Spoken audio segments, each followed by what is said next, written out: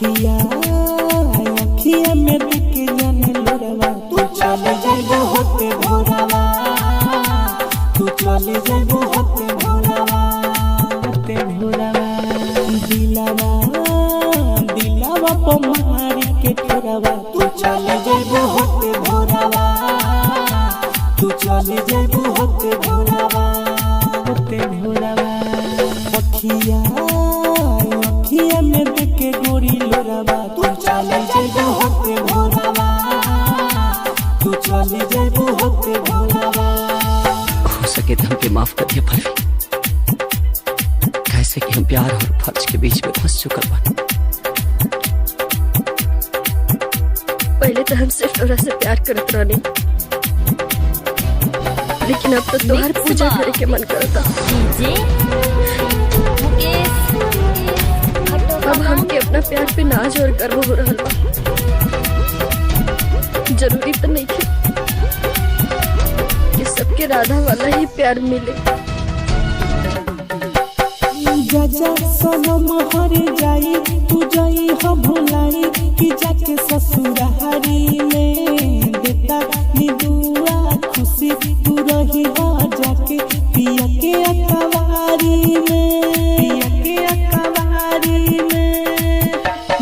जा सनम हर जाई तू जाई हम भुलाई कि जाके ससुरारी में देता नी दुआ खुशी तू रही हो जाके पिया के अकवारी में। काहे तू बनल कठोरवा कि चले जाइबो होते भोरवा तू चले जाइबो होते भोरवा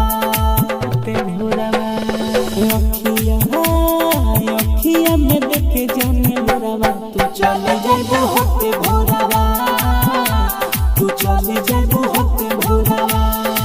मिक्स बार डीजे मुकेश। सनम तेरी नफरत में इतना दम नहीं कि मेरी चाहत को मिटा दे।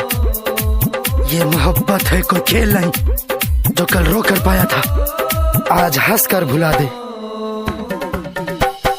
दिले बारूजे तोहफा के खावो तनी हम घायल राजू से पागल होई जाई कुनाले सुन ए जानू आजू से सुन ए जानू आजू से। दिले बारूजे तोहफा के खावो तनी हम घायल राजू से पागल होई जाई कुनाले सुन ए जानू आजू से। बनके बगिया से उड़ी जेबू मोरवा कि चली जेबू होते भोरवा तू चली जेबू होते भोरवा अखिया अखिया में देखे जाने लोरवा तू चली जेबू होते भोरवा तू चली जेबू होते भोरवा।